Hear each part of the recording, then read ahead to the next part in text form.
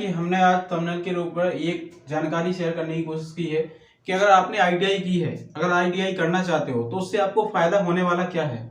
यदि आप आईटीआई करने के बाद किसी प्रकार का स्वरोजगार खोलना चाहते हो या किसी जॉब करना चाहते हो तो उसके लिए कितने सारे रास्ते हैं। और यदि आपने सोचा है कि आपने आईटीआई किया है और आप अपना दुकान या फिर कुछ शॉप डालना चाहते हैं, अगर वेल्डर है तो वेल्डर शॉप, अगर आपने इलेक्ट्रीशियन तो इलेक्ट्रीशियन का एक शॉप डालना चाहते हैं, वर्कशॉप खोलना चाहते हैं, तो उसके लिए सरकार आपको क्या मदद करेगी, कितना पैसा आपको लोन में दे सकती है सरकार, ये जानेंगे। और साथ में आप ये भी देख सकते हैं कि आपको कौन कौन से डॉक्यूमेंट चाहिए और कब आप अप्लाई कर सकते हैं, कब अप्लाई नहीं कर सकते हैं, कितना अमाउंट रहेगा जो कि आपको मिल सकता है आईटीआई मार्कशीट के ऊपर लोन के रूप में बैंक के थ्रू। तो आज हम इसके बारे में बात करेंगे। और इसके पहले आप देख लीजिए कि आईटीआई में अभी एडमिशन स्टार्ट हो चुके हैं 2024 के लिए।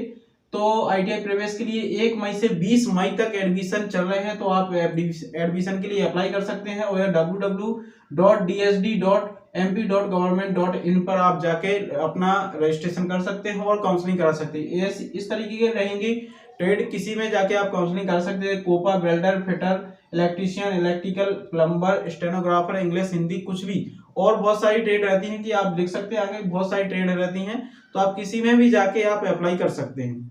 आपको इसके बाद में आपने एडमिशन ले लिया, आपने आईटीआई पूरी कर ली, 100% आपकी मार्कशीट बन चुकी है अच्छे से, और इसके बाद में आप चाहते हैं कोई शॉप डालना, कुछ करना, तो आपके लिए जरूरी है कि आप लोन कहां से लेंगे। फाइनेंशियल समस्या जो रहती है उसको सॉल्व करने के लिए प्रधानमंत्री जी ने कुछ टाइम पहले स्वरोजगार पीएम स्वरोजगार योजना के लिए एक योजना लागू की थी, उसके थ्रू आप इसमें लोन के लिए अप्लाई कर सकते हैं, जिसमें 0% इंटरेस्ट के साथ आपको 1 लाख से लेके 10 लाख रुपए तक आपको लोन मिल सकता है। और साथ में ट्रेड से अलग एरिया में भी आप लोन अप्रूव हो जाता है। अगर आपका ट्रेड मान लीजिए अगर वेल्डर है और आपका घर में कुछ पुश्तैनी अगर कोई काम चल रहा है, उस पुश्तैनी काम को आपको आगे बढ़ाना है, तब भी आप अप्लाई कर सकते हैं।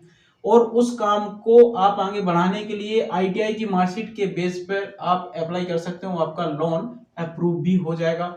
बस आपका जो प्रोसेस होना चाहिए वो ऑथेंटिक होना चाहिए, कोई बिचौलिए के थ्रू नहीं जाना है, क्योंकि फ्रॉडगिरी बहुत ज्यादा होती है। तो आपको पूरा ओरिजिनल डॉक्यूमेंट के साथ आपको जाना है और आपको ये फाइनेंस हो जाएगा। ऑल प्रोसेस जो रहेगी ऑनलाइन रहेगी, आपके अकाउंट में सीधा पैसा आएगा, कोई भी इधर उधर जाने की कोशिश नहीं करना, सब ऑनलाइन होता है।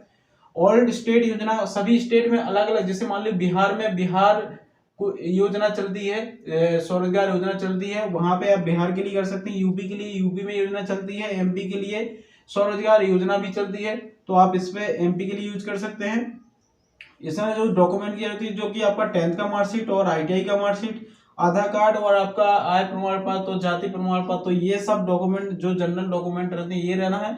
और आप जिस जिस स्वरोजगार को खोलना चाहते हैं उसके बारे में एक फाइल बनानी पड़ती है और उसका सारी डिटेल उसके अंदर होती है, और क्या एक्सपीरियंस है आपका, क्या नहीं है, तो ये सब उसका रहता है, वो आप उसे सबमिट करना पड़ता है।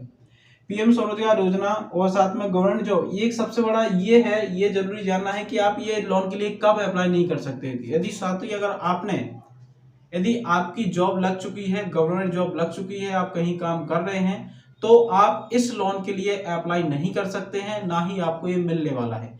यदि आप जॉब कर रहे हैं वर्तमान में किसी गवर्नमेंट सेक्टर के अंदर, तो अप्लाई नहीं करते। सीधी सी बात है, अगर आप गवर्नमेंट सरकारी नौकरी कर रहे हो तो आप क्यों किसी स्वरोजगार योजना के लिए लोन लोगे। आप जॉब के अकॉर्डिंग जो जिस जॉब कर रहे होगे उसी के अंदर आप लोन लोगे, उसी के बेस पे लोन लोगे, तो कुछ भी कर सकते हो, ठीक है।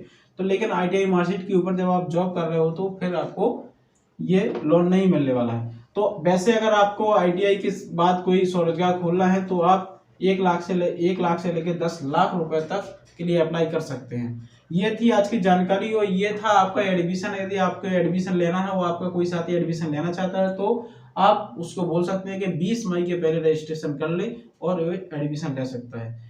देखिए और चैनल को सब्सक्राइब कीजिए। Thank you.